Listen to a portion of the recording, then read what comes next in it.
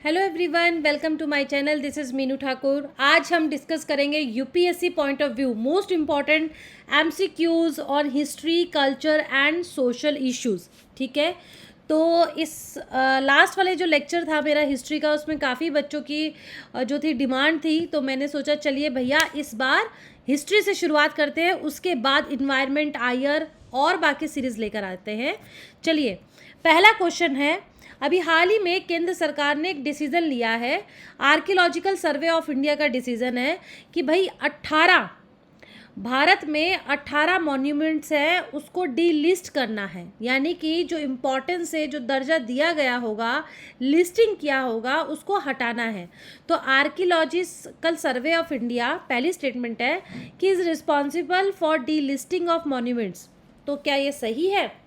ये बिल्कुल सही है। अगर आपने अभी ध्यान दिया होगा तो मैंने इसके बारे में अभी बोल भी दिया था, राइट? तो this is correct one, correct statement. Second statement is section 35 of the AMASR act which says that the state government makes the list of delisting of monuments। यानी कि इस एक्ट के तहत जो राज्य सरकार है वो आपको आर्कियोलॉजिकल सर्वे को एक लिस्ट देती है कि हाँ भैया ये डीलिस्ट आप कर सकते हैं। Third statement is the Kos Minar number 13 is a delisted site in Haryana. अब आप सोच रहे होंगे कि मैम क्या हमें 18 की 18 जो डीलिस्ट है क्या वो याद करनी है? थोड़ा सा आपको इस पर करना पड़ेगा, एफर्ट लगाना पड़ेगा। अगर आप वही चीज़ पिक्चर के साथ देखेंगे तो आपको वो याद हो जाएगा। उसमें से 18 में से आप जो मेन है ना, उसको आप याद कर सकते हैं। ठीक है, तो चलिए देखते हैं कितनी स्टेटमेंट सही है। पहली स्टेटमेंट बिल्कुल सही है कि 18 जो है वो डिलिस्ट हुआ है।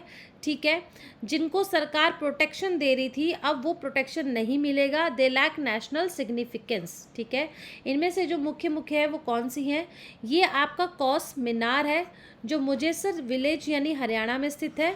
उसके बाद बाराखंबा सिमेट्री दिल्ली में, गुनेर बुरखिल्स टॉम्ब झांसी में, अ सिमेट्री एट गोखाट इन लखनऊ। ठीक है, तेलिया नाला बुद्धिस्ट ये वाराणसी में है। तो इसे अब डीलिस्ट कर दिया है, इसलिए स्टेटमेंट थर्ड भी करेक्ट है।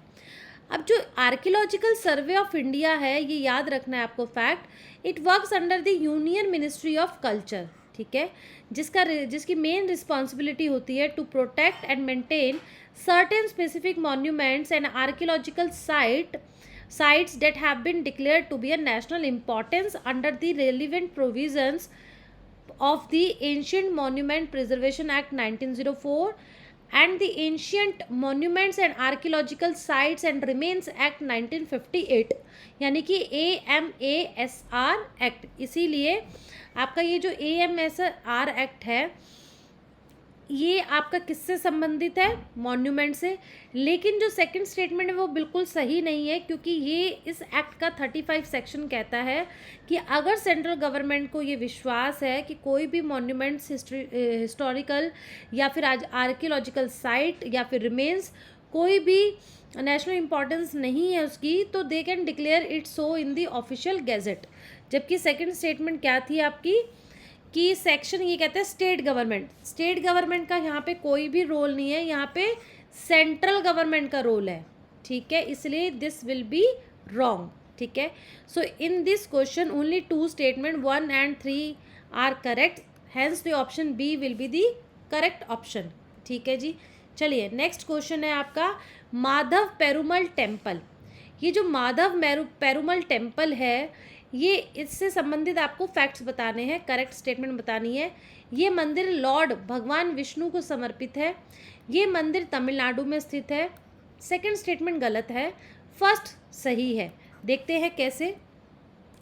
जो माधवराय टेम्पल जिसको माधवराया और Madhava Perumal temple both are same, ये बहुत पुरानी हिंदू टेम्पल है जो आपका आंध्र प्रदेश में गांडीकोट में स्थित है।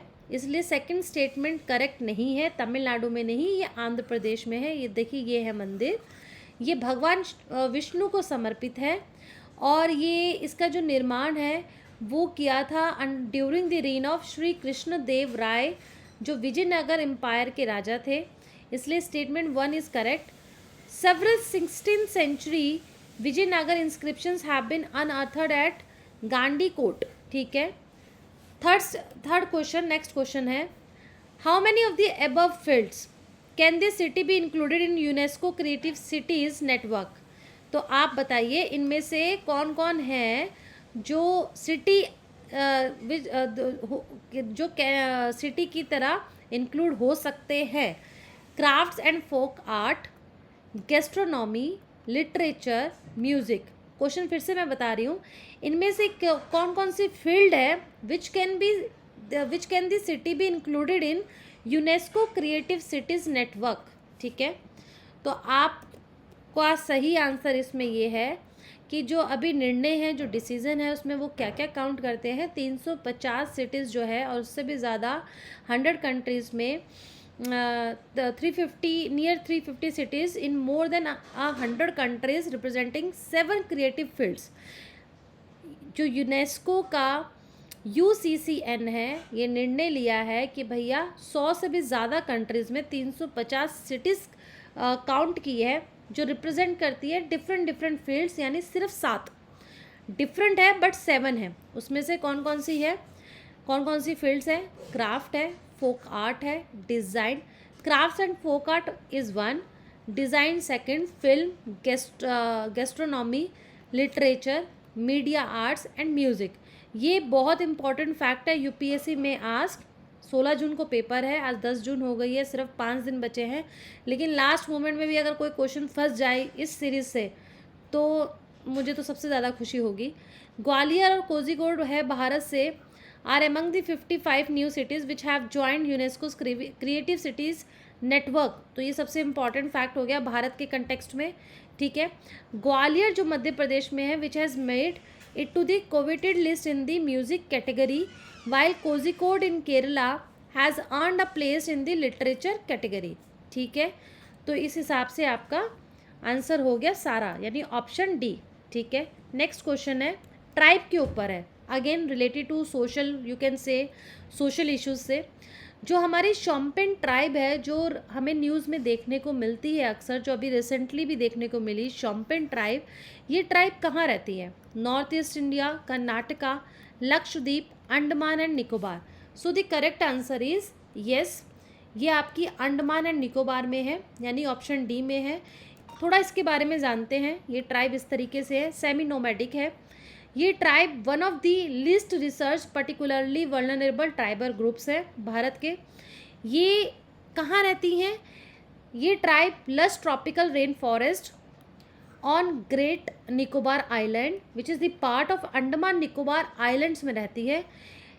शॉम्पेन नाम से इन्वायरमेंट भी है which is also a major biological hotspot. इसके अंदर 2 national parks and 1 biosphere reserve है.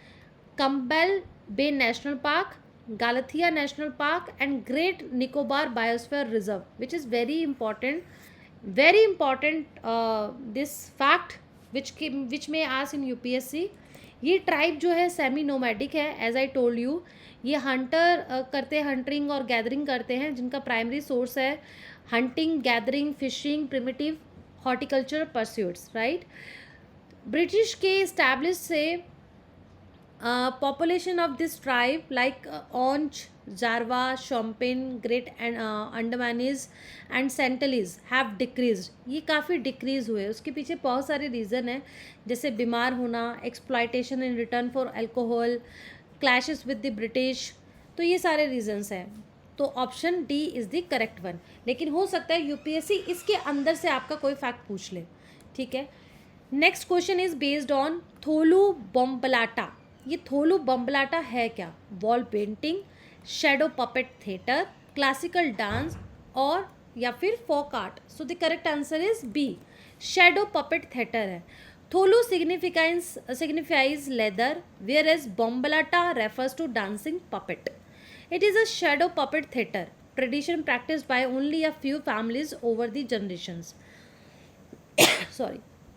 The oldest narrative regarding this art form is about Sri Krishna Dev Narayanu, who used to travel throughout villages performing this art. तो ये जो श्री कृष्णा देवरनायु थे, ये जगह जगह गांव में ट्रैवल करते थे ये आर्ट को परफॉर्म करते हुए. He use to play the Mahabharata and Ramayana on Tholu Bommalata. Tholu Bambalata has been performed for generations in southern India to tell stories from ancient literature like Mahabharat and Ramayana.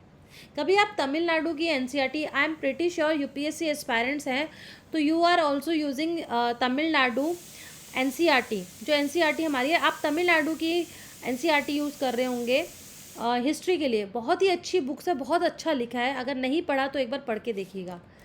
With reference to Lanjia Saora painting, ये जो लंजिया Saora painting है इसके संदर्भ में आपको correct statement बतानी है. The Saoras are known for their distinct tribal culture and their art. It is also known as Idital. Tripura has got a geographical indication tag for the Lanjia Saora painting. These paintings are in the form of exterior murals painted on the mud walls of homes. तो सही answer क्या है? पहली statement बिल्कुल सही है. सौरस एक भारत की oldest, one of the oldest tribe है जो उड़ीसा के साउदर्न पार्ट में रहती है. इनका डिस्टिंक्ट ट्राइबल कल्चर है. तो statement 1 is correct. Second statement is also correct. The painting one of the oldest tribal art form is Idital. Artwork are famous for their beauty, aesthetics, ritualistic association and iconography.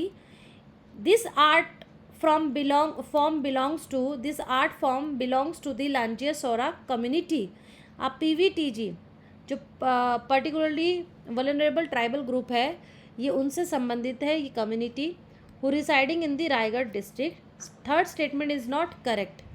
Third statement क्या था कि इसको geographical indication मिला है त्रिपुरा. नहीं, ये त्रिपुरा का नहीं, ये उड़ीसा में रहने वाले लोग हैं. These paintings are in the form of exterior murals painted on the mud walls of homes. बिल्कुल सही है. Fourth is correct.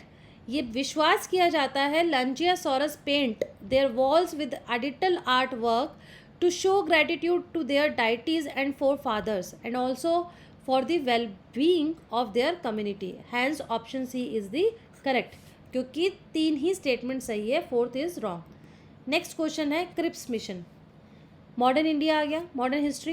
Cripps mission aim to convince India to support the British war by supplying resources to their army soldiers in particular. The mission promised to provide dominion status to India after the war without a definite time frame. Mahatma Gandhi equipped the offer of the Cripps mission as a post-dated check on a bank, largely failing. तो कौन कौन सी सही है? आपका option C. तीनों ही स्टेटमेंट सही है, इसको एक्सप्लेन करने की ज़रूरत नहीं है, आप सभी जानते होंगे इस मिशन के बारे में.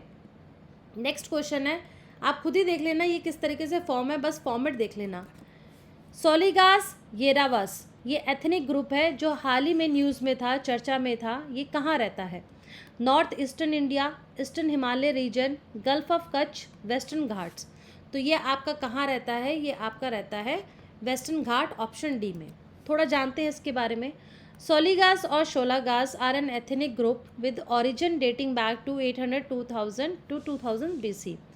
While Soliga means children of bamboo, Sholagas refers to people belonging to shoal, tropical mountain forests separated by grasslands found in the hill range of the south. Indigenous groups Soligas and Yeravas have lived for the thousands of years in the Kaveri Basin and its surrounding hills in peninsular India. Kaveri basin में रहने वाले लोग हैं ये. Summer के time पे जो ये जो हमारे भारत की कम्युनिटी है सोलिगा, उसके members they create team to collect honey bees build colonies in the cracks and fissures of steep cliffs in the western Ghat. तो ये वेस्टर्न घाट में अपना ये जो हनी है ये उसको कलेक्ट करते हैं, शहद को. Soligas one of the country's oldest indigenous communities are Karnataka's original inhabitants primarily residing in the Chamarajanagar and Mandya districts. ठीक है, ये आपको याद करने की ज़रूरत नहीं है, बस साउथ में है, कर्नाटका याद रखना है आपको. The Yeravas on the other hand migrated to the state from Kerala's Wayanad district and settled in Kodagu district. ठीक है, तो option D is the correct one. Next और last question of this series of this lecture today, Virupaksha temple, ये मंदिर बहुत चर्चा में था. ये क्यों चर्चा में था? Due to damage of the temples pavilion caused by torrential rains. बारिश की वजह से ये टेम्पल को बहुत ही ज़्यादा घात पहुंचा है, डैमेज हुआ है. ये मंदिर कहाँ स्थित है? कर्नाटका, केरला, तमिलनाडु, आंध्र प्रदेश. सही आंसर इसका है कर्नाटका. ये मंदिर बहुत खूबसूरत कर्नाटका में स्थित है, बट डैमेज हुआ है, कोलैप्स्ड हो गया है रेन की वजह से लगातार. ठीक है. इस टेम्पल्स का जो पेविलियन है, जिसे हम सालू मंटप भी कहते हैं, वो डैमेज हुआ है. और जो आपके आर्कियोलॉजिकल सर्वे ऑफ इंडिया है, उसकी ये आर्गुमेंट है, the restoration work of the temple including the pavilion was already under way and the rains led to its preemptive collapse. पहले से ही वो अंडर कंस्ट्रक्शन में था, रिस्टोरेशन में था. और ये नेशनली प्रोटेक्टेड मॉन्यूमेंट है, यूनेस्को का वर्ल्ड हेरिटेज साइट डिक्लेयर्ड है. This temple is believed to have its origin in the 7th century. This fact is very important for UPSC perspective. This temple gained prominence and underwent extensive expansion in the 14th century during the Vijayanagar Empire. Hence, option A is the correct answer. ठीक है, कर्नाटका में स्थित है. So with this, I am ending this history session. I hope you like this video. Please like, share and subscribe my channel. Thank you. Good luck and all the best for UPSC Prelims Exam 2024.